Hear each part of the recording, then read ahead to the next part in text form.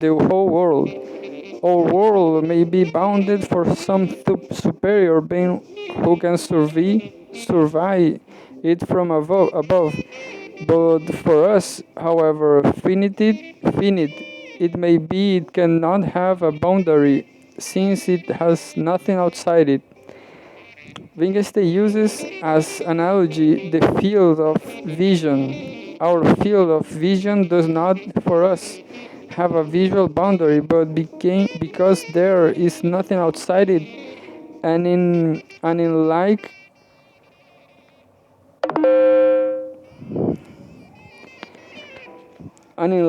manner, our logical world has no logical boundary because our logic knows of nothing outside it. Their consideration led him to a somewhat curious discourse of solipsism. Logic, he says, fills the world. The boundaries of the world are also its boundaries. In logic, therefore, we cannot say there is and this is the world, but not that. For to say so will apparently presuppose that we exclude certain possibilities, and this cannot be the case, since it will require that logic should go beyond the boundaries of the world, as if it could contemplate these boundaries from the other side. From the other side also. What we cannot think, we cannot think. Therefore, we also cannot say what we cannot think. This, he says, gives the key to solipsism. What solipsism intends is quite correct, but this cannot be said. It can only be shown that the world is mine world appear in the fact that the boundaries of language, the only language I understand, indicate the boundaries of my world.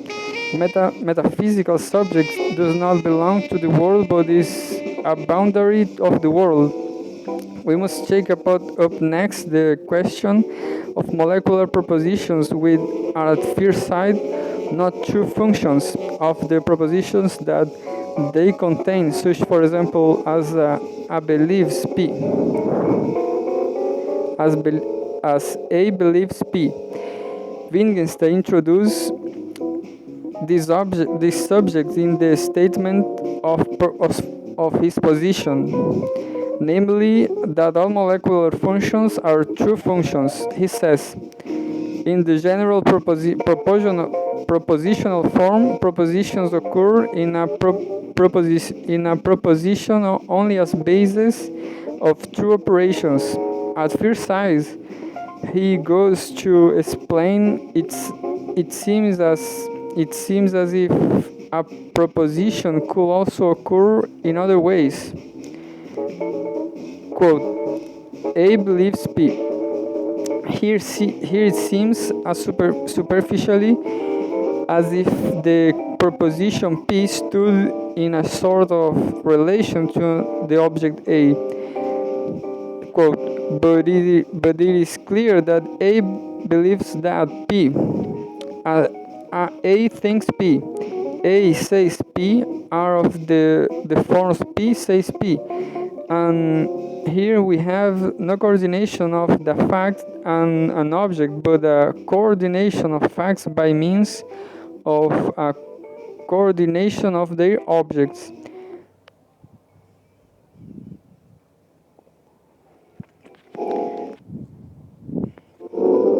What Mr. Wittgenstein says here is said to surely that its points it's not likely to be clear to those who have not in mind the controversies with which he is concerned.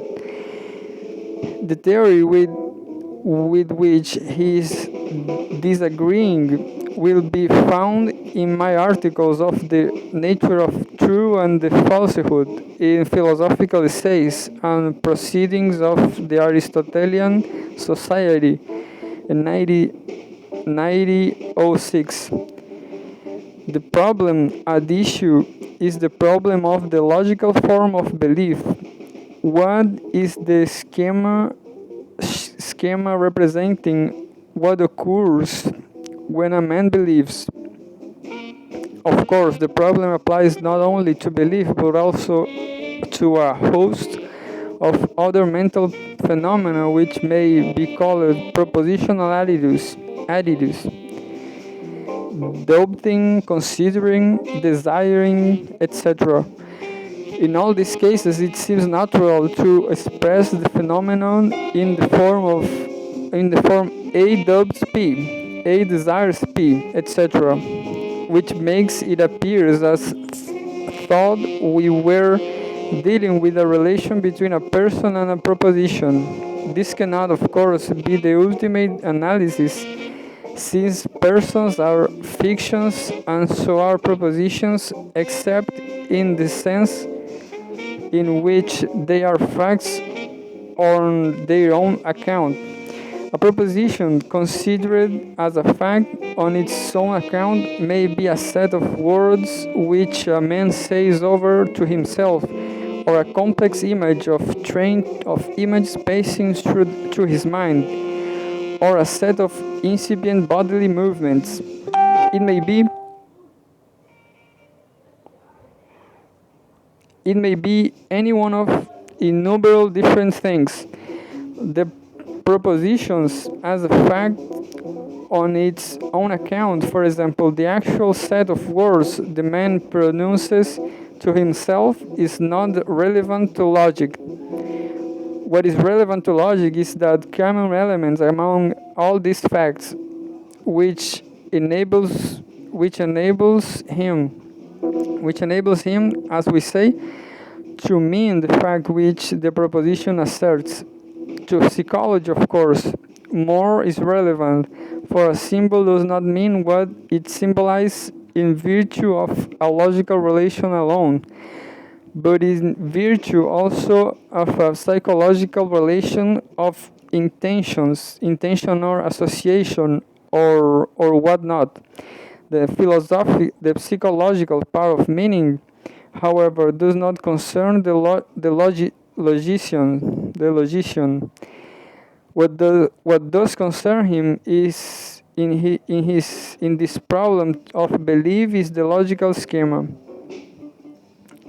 It is clear that when a person believes a proposition, the person considered as a metaphysical subject does not have to be assumed in order to explain what is happening. What has to be explained is the relation between the set of words which is the proposition considered as a fact on its own account and the objective fact which makes the proposition true or false. This reduces ultimately to the question of the meaning of propositions, that is to say, the meaning of propositions in the only non-psychological portions of the problem involved in the analysis of belief. This problem is simply one of a relation of two facts, namely, the relation between the series of words used by the believer and the fact which makes these words true or false. The series of words is a fact just as much as what makes it true or false is a fact. The relation between these two facts is not unanalyzable, since the meaning of a proportion results from the meaning of its constituent words. The meaning of the series of words, which is a proposition, is a function of the meanings of the separate words. Accordingly, the proposition as a whole does not rely enter into has to be explained in explaining the meaning of a proposition.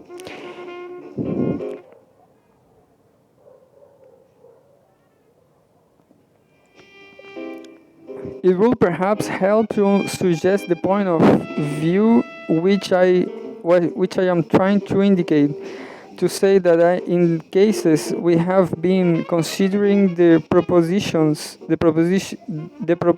occurs as a fact, not as a proposition. Such a statement, however, must not be taken too literally. The real point in that is that in believing, desiring, etc., what is logically fundamental in the relation of a proposition considered as a fact to the fact which makes it true or false, and that this relation of two facts is reducible to a relation of other constituents. Thus, the proposition does not occur at all in the same sense in which it occurs in a true function. There are some respects in which, as it seems to me, Mr. Wittgenstein's theory stands in need to greater technical development. This applies in particular to his theory of number, which as it stands is only capable of dealing with finite numbers. No logical can be considered adequate until it has been shown to be capable of dealing with transfinite numbers. I do not think there is anything in Mr. Wittgenstein's system to make it possible for him to fill this lacuna. More interesting than such questions of comparative detail is Mr. Wittgenstein's attitude toward the mystical. His attitude upon this grown naturally out of his doctrine is pure logic, according to which the logical propositions is a picture, true or false, of the fact and has in common with the fact a certain structure. It is this common structure which makes a capable of being a picture of the fact, but the structure cannot itself be put into words, since it is a structure of words, as well as of the fact to which they refer. Everything, therefore, which is involved in the very idea of the expressiveness of language must remain incapable of being expressed in language, and is therefore inexpressible in a perfectly precise sense. This inexpressible contains, according to Mr. Wittgenstein, the whole of logic and philosophy. The right method of the teaching philosophy, he says, will be to continue confine oneself to proportions of the science states with all possible clearness and exactness, leaving philosophical assertions to the learner and providing to him, whenever he made them, then they are meaningless. It is true that the fate of Socrates might befall a man who attempts his method of teaching, but we are not to be deterred by that fear. If it is the only right method, it is not this that causes something hesitation in accepting Mr. Wittgenstein's proposition, in spite of very powerful argument which he brings to its support. What causes hesitation is the fact that, after all, Mr. Wittgenstein managed to say a good deal about what cannot be said, thus suggesting to the skeptical readers that possibly there may be some Leuphonic thought, through a hierarchy of languages, or by those other exits.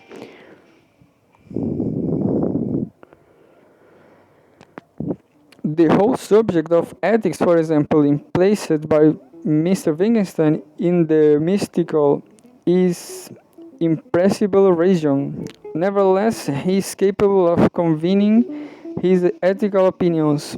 His defense will be that what he calls the mystical can be shown, although it cannot be said.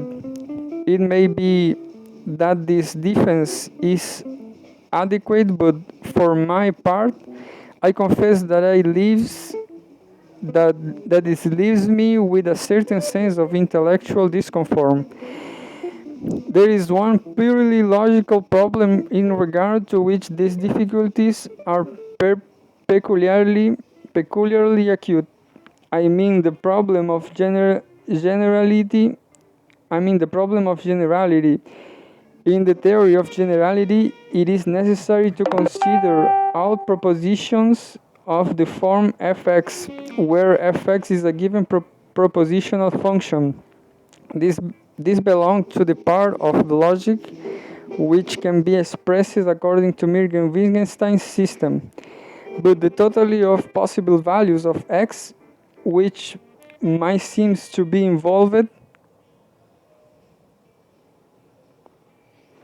in the totality of propositions of the form fx, is not admitted by Mr. Wittgenstein among the things that can be spoken of, for this is not other than the totality of things in the world, and those involve the attempt to conceive the world as a whole. That feeling of the world as a bounded world is the mystical. Hence, the totality of the value of x is mystical. This is expressly argued by Mr. Wittgenstein denies that we can make propositions as to how many things there are in the world, as for example, that there are more than three.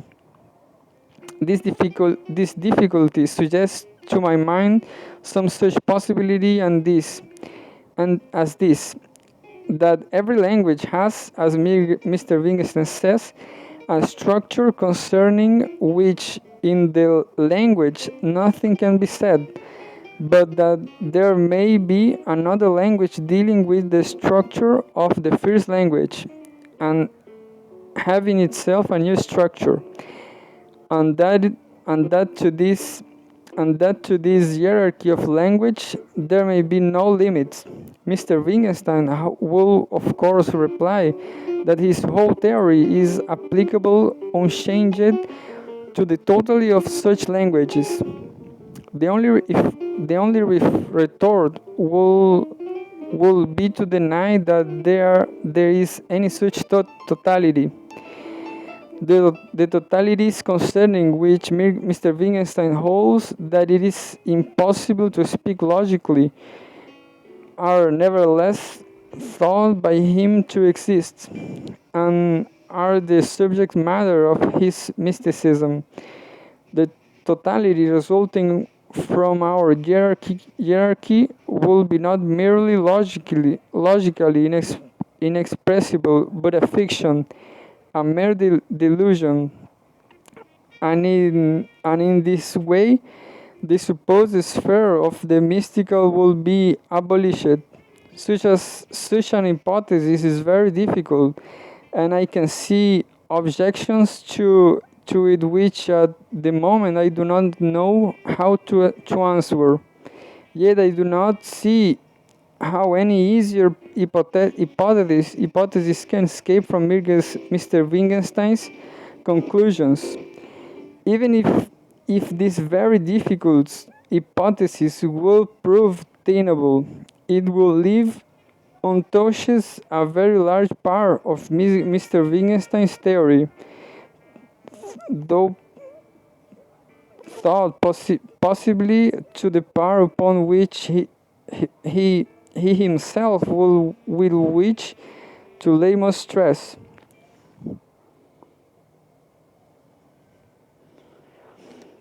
As one with a long experience of the difficulties of logic and of the deceptiveness of theories which seems irrefutable, I find myself unable to be sure of the rightness of a theory, merely on the ground that I cannot see any point on which it is wrong.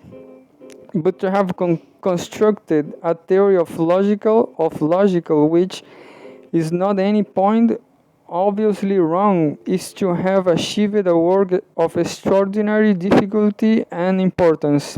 This merit, in my opinion, belongs to Mr. Wittgenstein's book, and makes it one which no serious philosopher can afford nor neglect.